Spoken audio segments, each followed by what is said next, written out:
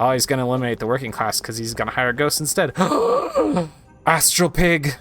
Oh my goodness, giant astral pig, you're so cute. Yes, you are. Yes, you're a cute pig. Whoa.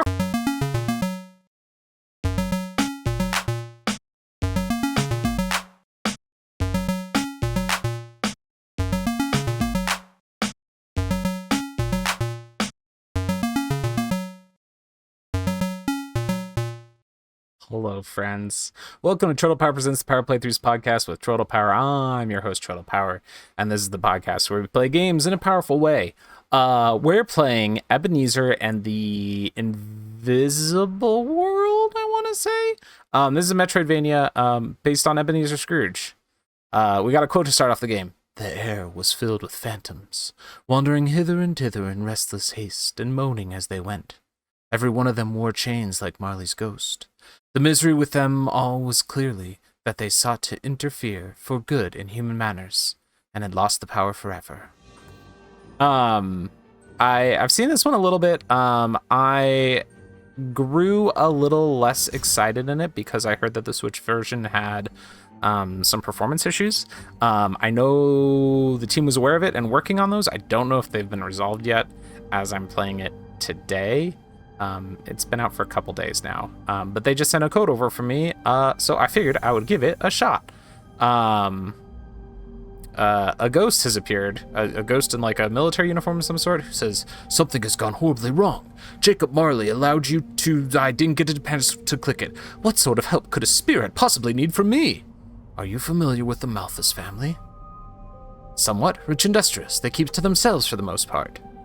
This text is like weirdly fast. Unfortunately, there's more to them than that. Uh-oh. On with it, Spirit. I haven't got all day. Tell me your story. And so I shall. Let me tell you the story of Caspar Malthus and the Malthus family dream. And the text is gone already. Very fast text. Weird. The Malthus family have always resided in the shadows of London high society, a truly heartless lineage who view the downtrodden of London as a cancer that would spread until a means of excising it could be found. While such cruel machinations have always existed, with the rise of modern industry, some members of the Malthus family felt a new age was soon dawning where this solution could present itself.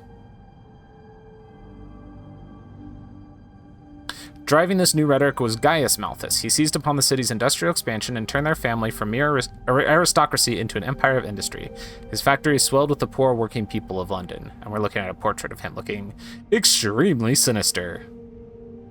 He offered these workers horrid conditions and little pay in exchange for their backbreaking labor. All the while, he planned for a day when he could rid the world of the lot of them. However, cruelty is a flame that burns one's candle twice as fast. Gaius died suddenly, and I dare say we are all of us the better for it. This guy, he wasn't just a capitalist, he's a capitalist who wanted to kill people. With the death of Malthus family, patriarch, command of their empire fell to Caspar Malthus, his only surviving son. Caspar was a dear friend from my mortal youth, who I remembered as a happy and joyous boy who loved the world around him. I hoped he would choose to take the Malthus family in a new direction. Unfortunately, I was wrong. Working conditions worsened, and the cruelty of the Malthus family continued. See a crowd of workers. Then the fire goes across the picture like they were a picture. However, I refuse to believe Caspar had gone so far down this path that he could not be redeemed. It was 1 year ago tonight, Christmas Eve, that I paid Caspar a visit. I appeared before Caspar, much like Jacob Marley appeared before you, and warned him that the heavy chains forged from his own cruelty would condemn his spirit forever. To avoid his fate, he would need to set himself on a path to redemption. It should come as no surprise to you, Ebenezer, that Caspar was also visited by 3 Christmas spirits that night. Each in turn showed him the memories of his past, scenes from his present, and events from his potential future, all with the purpose to put him on a better path.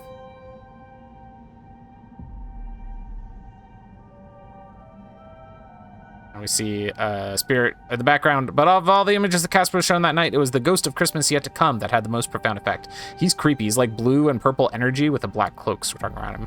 Caspar was shown a decrepit old man, locked in his study and resting on the mountainous detritus of failed designs and concepts. Refuse littered the floor, creating an extraordinarily unpleasant smell about the place. Gross. Casper could feel the vast emptiness within the massive halls of the old man's home and knew he had been alone for a long time. Whoever he once was, he now only existed as the architect of some obsessive project. Ah! He looked at the camera. It was then that Casper began to recognize the room, the portraits and books on the wall, and the familiar features of the old man's haggard face. He was gazing at a visage of his future self. But the ghost of Christmas yet to come hadn't brought Casper here to simply gaze upon the man he would become, but to witness the man's ultimate triumph. He invented a little glowy ball with electricity inside it. Casper had achieved the Malthus family dream. Whether it was a power source, engine, or some infernal mechanism, I cannot say, but I do know it was the catalyst that would sever the workers from society. In the midst of the old man's jubilation, the ghost of Christmas yet to come raised his finger and pointed at this frail future visage, not wanting Casper to miss a moment of what came next. The old man's cries of exultation would be his last. The moment of excitement after decades of despair and neglect were too much for his worn heart. Casper watched his future self begin to die before his eyes. That was metal. Casper's eyes soon withdrew from the old man. He watched instead the device, the culmination of his life's work, his family's dream, fall from the wretched hand and shatter on the floor. At that moment, Casper and his future self both saw that everything they had spent their life pursuing, every sacrifice or cruel and heartless act would all amount to nothing. They would die alone, unloved, and forgotten.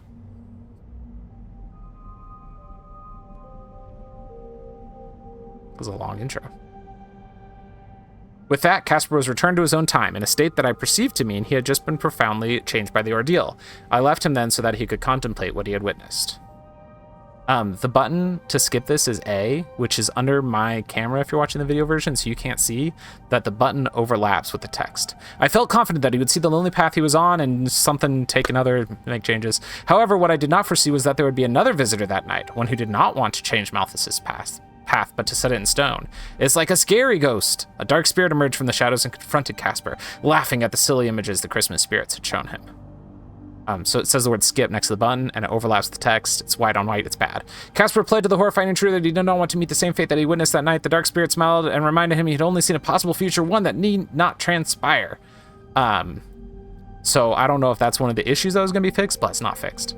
He told Casper that the Christmas spirits had carelessly presented a new opportunity for the Malthus family. Casper had been allowed to observe the workings of the old man's future device. With this knowledge, he could recreate it in the present.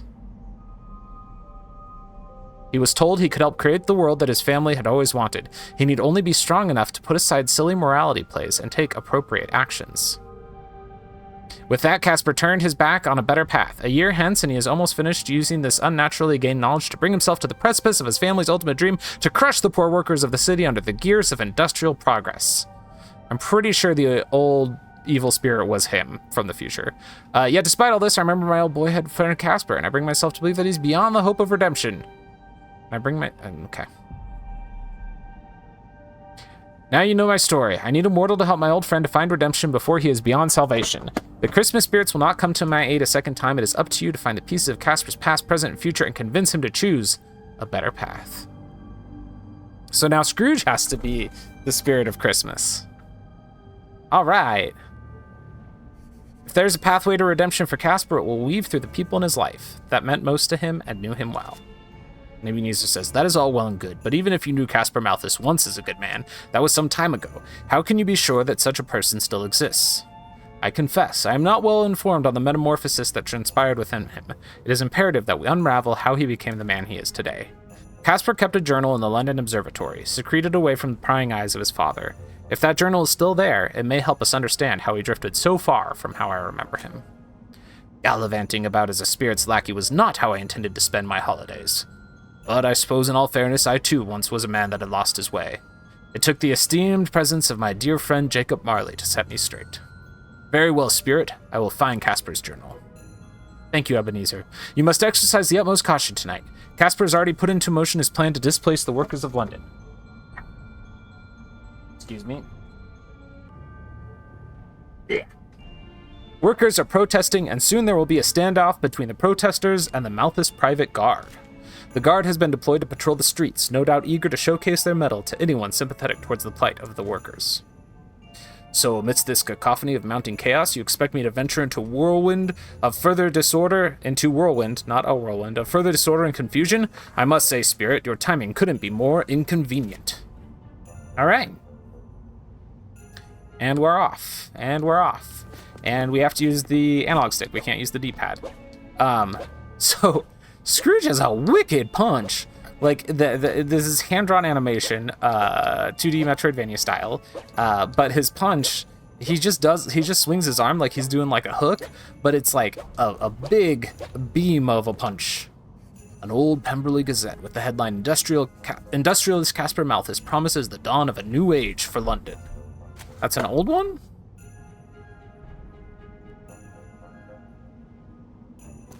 Huh. Why would that be an old Gazette and not today's Gazette? Alright, we're in a mansion. Be careful outside, sir. There have been protests recently here in London, and they've become quite dangerous. Alright.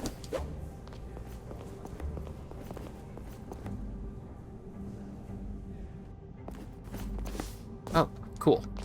So B is jump, Y is attack, X does nothing, A does a backwards dodge, and my shoulders and trigger do nothing, and my D-pad does nothing. Okay. Oh, something's appearing from the snow. Bizzlewig! How pleasant to see the bright face of my former employer. Hello, Ebenezer. You've made much of yourself since you worked for my company. I'm here to provide assistance as you advance in your quest. Thank you, I am grateful. There's never been a limit to your generosity. That's minus to access your map. London's a big city with many places to explore, and the map is essential to making your way through the city. Alright, we got a map. Alright, analog stick, not D-pad. I just really like using D-pad for Metroidvania games, you know? Especially I'm using the 8-bit though controller right now. Oh, D-pad feels so good. I wonder, actually. Can we change that? No. So in our options, we've got English for our language. We've got volume, there's general, music, and sound. And then under controls, I can choose vibration on and off. Now, I don't want to be picky here, but that's not controls. That's controller, but not controls. We're running through old London town, and it's all Christmassy and merry. I really like the art style on this. Everything looks really nice. There's snow falling around. Bedlam Asylum is to the left here. Looks like we'll need a wall jump or a double jump or some such thing to get up that way, so I'll go back to the right instead.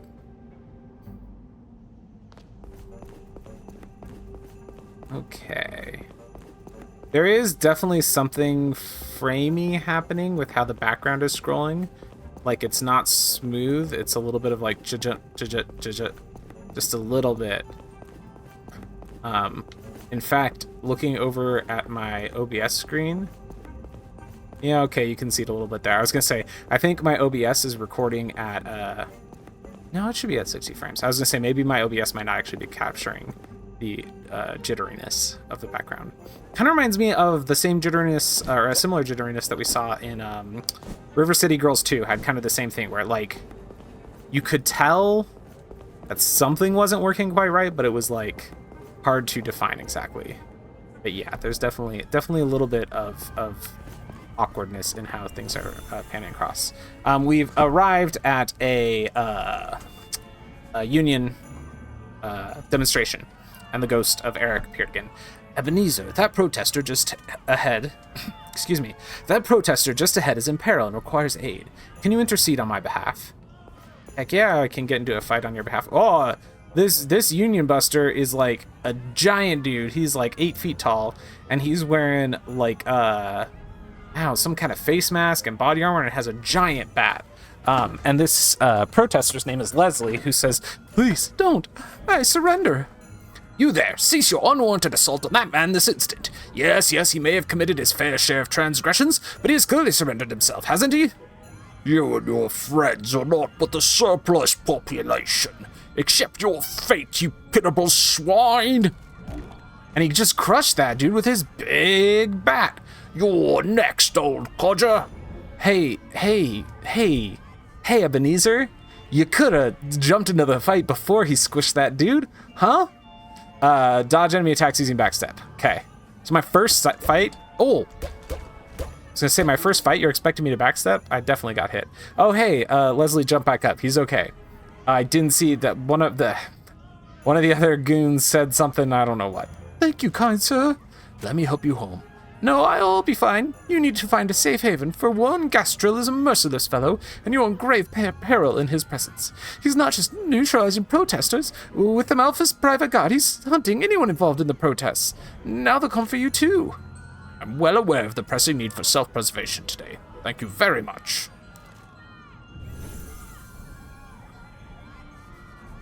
And then Eric appears again.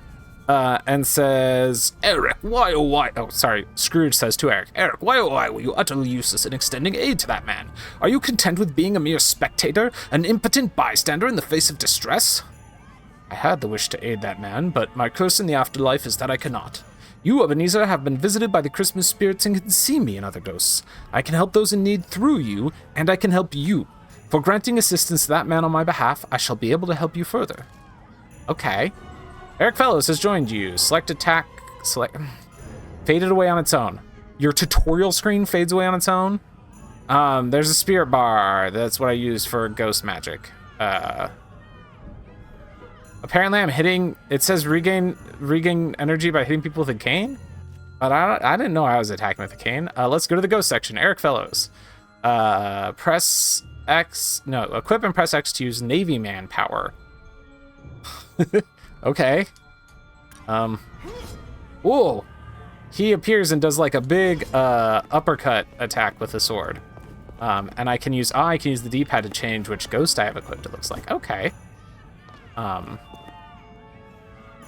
I just jumped and hit an invisible wall because it was the edge of the loading screen. Listen, this game's really, really pretty, and I'm sure there's a lot of good in it, but oh boy, this is early on to be seeing just a lot of little things. Nothing broken so far, just a lot of little things. All right, let's move on here. Oh, I got a turkey. I can press up and down to change my item, it looks like, and left and right to change my ghost. All right, that's at least a reason not to have D-pad control. There's a ghost throwing tomatoes at me. Stop it. Stop it, ghost lady. So, I fought a mob boss, and now there's ghost ladies throwing tomatoes at me. All right, cool. Hey, Fezziwig appears again. Forgive my intrusion. You do not need to apologize, Fezziwig. You are a great help. If you continue right, you'll find a save room. A save room is where you can save progress and replenish your health and spirit. Look for the sign with the feather pen. Every save room has that sign nearby. Thank you, Fezziwig. All right, I see the sign. Save room. Let's go save. The save is just a cool door. And when you use it, a door knocker appears that's a guy's face with the door knocker in his mouth and weird glasses perched on his head. Don't know why that is. We're just going to leave that alone. I want to check my map again real quick. Okay, cool. So the map does show you exits that you haven't taken. Unexplored path, that actually marks them in a different color to make them real easy to spot. I like that. Okay, let's go fight some ghosts. Wait. Oh, I need a double jump to get up to that spot. Okay. We're gonna go over here. Okay, so I can see there is a cane. On his regular attack. Oh, okay. So on a regular attack, I can see it behind him. I don't see it in the actual swing animation, but I see him behind him post swing. But then you can definitely see it as he does a combo. You just can't combo unless you're hitting an enemy. However, he's not holding a cane. Just Ebenezer's default sprite. Like, he's just a guy. He's got a red scarf that goes behind him. Did Tianding have a red scarf? I think it's something else. He's got red gloves. He does not have a cane. Okay, what? Okay. I was trying to use my cool Navyman magic power to kill that ghost lady, but the hitbox for the Navyman's attack is odd. It's his sword, I think. I think it is accurately drawn to his sword, but he appears like in front of you, and so trying to aim how far out his sword's gonna be, a little weird. Here is Gaetano Lagrasso. You there, Ebenezer. I see that you've stopped to notice my lamp flames. You put on quite a show. Where did that voice come from? You put on quite a show with your flames. How do you know my name, Ghost? There's much I know about the people of London, much that some may prefer I not know. I remember you now. You were quite the town whisperer. Quite proud of your gossip. That was then, and this is now. I lit the flames to catch your attention. I need your assistance. I don't know what my voice is doing. I'm sorry. A prominent journalist, Salvatore Garcia, has ran a story about the accident in the Malthus factory, the one they say Declan Doyle is responsible. I fear with the unrest on the streets tonight, he could be hurt or injured if he takes his normal route. I know a safer path. My request, Ebenezer, is to ensure that the street lamps can be seen along the route so that Garcia may reach his destination unharmed. Many are covered with snow. Can you make sure that the snow is removed and the lamps shine bright? Very well, I will do that to ensure his way is lit. Okay. Lamplighter's quest has been updated. Pause to see the details. Yeah, Framey. That's the one that's bugging me the most right now, is there's just a little bit of framiness that, like, is visually irritating. Like it catches your eye in a weird way. Aha! I just cleared a lamp, snow off a lamp, and then the lamplighter appeared and lit it. Cool. Oh, here's another ghost. This little boy. Buster Bailey. I know you. You're Ebenezer Scrooge. You're that rich, miserly old man that yells at children for laughing too loud. You made my friend cry. Yes, young man, I regret to say this is so. London has been generous with the laughter of children, and I found it quite a bother at the time. I would like to make amends. Is your friend nearby? I would like to apologize. Phoebe's in trouble. She snuck into a building to the right looking for food without realizing it was occupied by Malthus guards. Now she's trapped and scared. Can you help her, sir? This nice lady here, Marianne, has been taking care of Phoebe and can take her to safety if you can find a way for Phoebe to exit the building.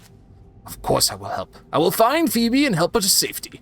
I don't know why Ebenezer's immediate response to you made my friend cry when a ghost told him that was, oh man, is she around so I can apologize? How'd you know she's not dead, Scrooge? Why would you assume that? Interesting. Here we go. Another lamp to light. I wonder, there's no marker on the map for those lamps. Is that going to be something that becomes very annoying to keep track of? Okay. Oh, there's the little girl. She's on the other side of this door. So I guess we got to climb over the building. Ah, okay, yeah. We went up some...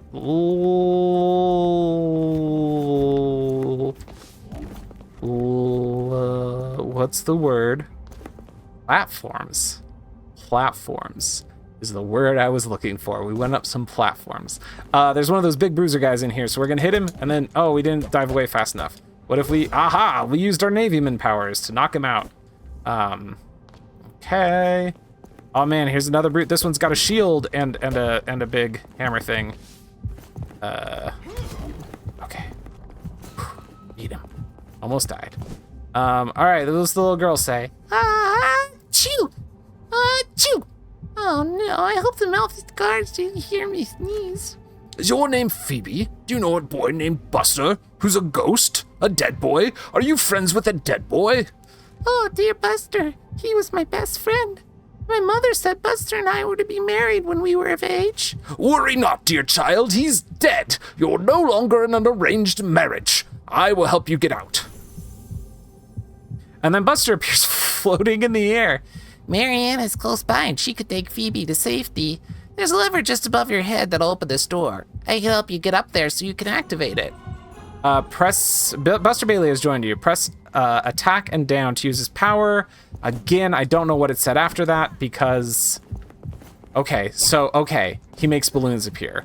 So I can now do a down attack, and also I can bounce off balloons. There's little glowing spaces in the world where ghost balloons appear. Why do you have your boxes explaining characters auto-advance? That's not a good idea. I open the lever, Marianne comes up. Phoebe, are you okay? This house is dangerous. I must get you to safety. Yeah, I'm okay. I'm so happy to see you, Marianne. Please, let's leave. I'm so scared. And there you go, running off. We've completed a main quest step. And Buster appears to me again. Thank you for fighting Phoebe. She was my best friend in life. With your help and Marianne, Phoebe's safe. I'll join you on your quest, Ebenezer. You don't even know what my quest is, kiddo. Use Buster Bailey's ghost power to continue to the London Observatory. Okay. I don't get a marker on the map of like where I'm going next. Also, the map pans kind of slowly. Wish that was a little faster.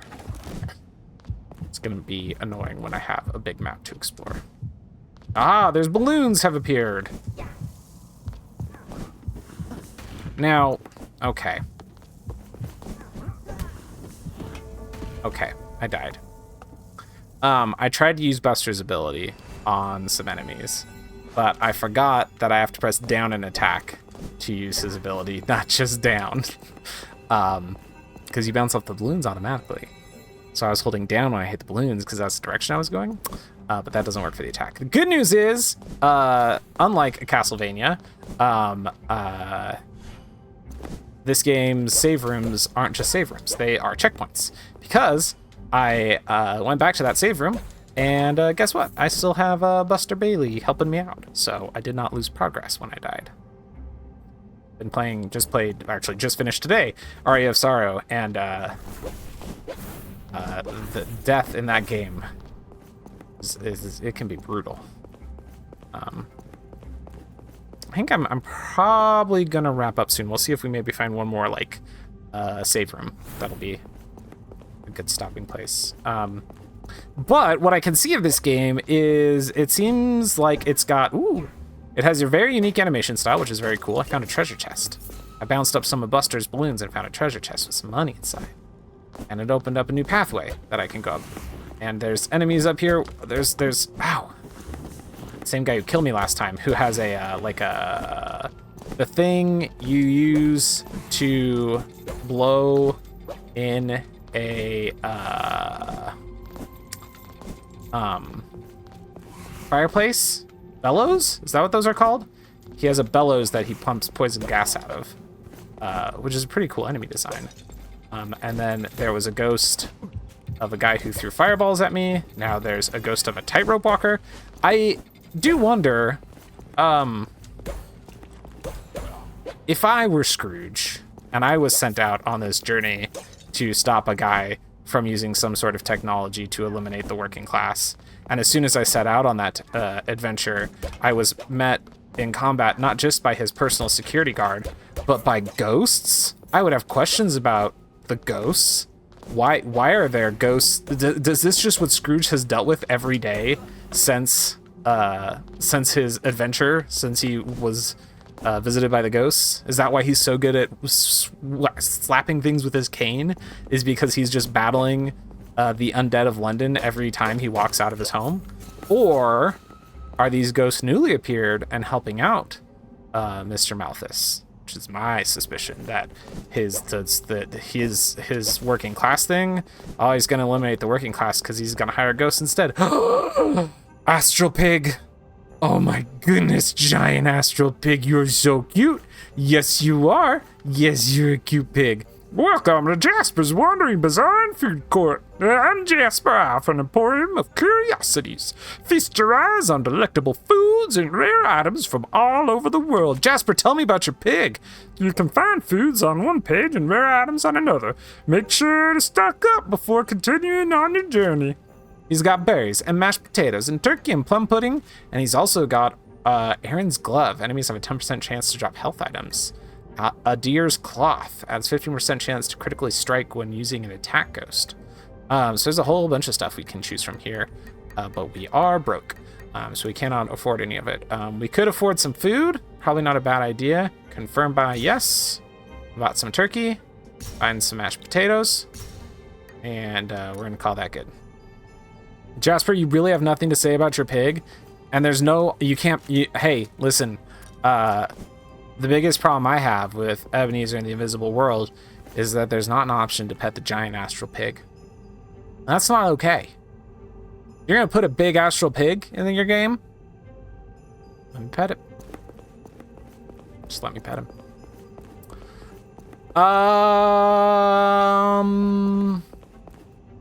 No, we'll still find a save room. I don't want to end on being disappointed about the pig. Well, that's right. I'm not even going where I'm supposed to be because I found like a different route. Okay, cool. Well, we're just checking this out. We'll see what's up here. We'll either get to another save room or we'll die. Here's a sign for a bell. What's a bell room gonna be? Is this a fast travel point? That would be cool. It is! Sorry, you need to find another station before entering this train. Thanks, ghostly conductorman. Cool, I get to take a ghost train. All right, jumping on a balloon. How? There's a person up here. What are you doing just hanging out up here on like the 18th floor up? I arrived much too early to meet a friend. My pocket watch does not keep good time. All right. Whoa! I missed the lantern ghost up here. Ow. There's a very big hit stop when you get hit. Like, this game wants you to know that you got hit and it hurt, even if it wasn't that bad of a hit. It communicates that it was a pretty bad hit. There was another route back there. Okay, that's fine. Seeing what's up here. This is the ghost of a postman, I guess. He's got a big bag on his back. Get the ghost of the tomato throwing lady, who's very tall. Like, I really like the designs of the enemies. They're very cool. I just don't know why they're fighting me. Okay, going up some balloons and knocking over some snowmen.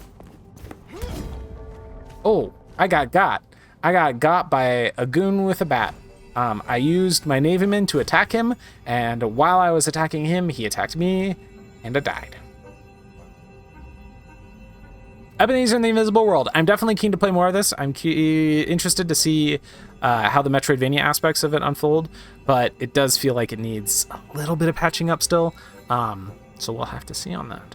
But in any case, thank you for sending me a code. I really, genuinely, this game just looks beautiful, and I am really looking forward to seeing more of it. But hopefully a patch clears things up a little bit. And until then, tap A and hope for the best.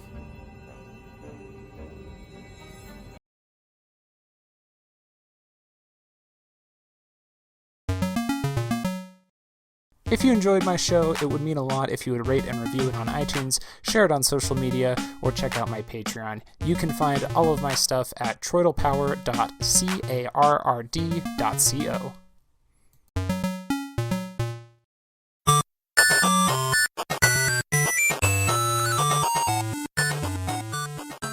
This has been a presentation of the We Can Make This Work Probably Network. Follow us on Twitter At Probably Work. For more of our questionable content. Also, we have a website called probablywork.com.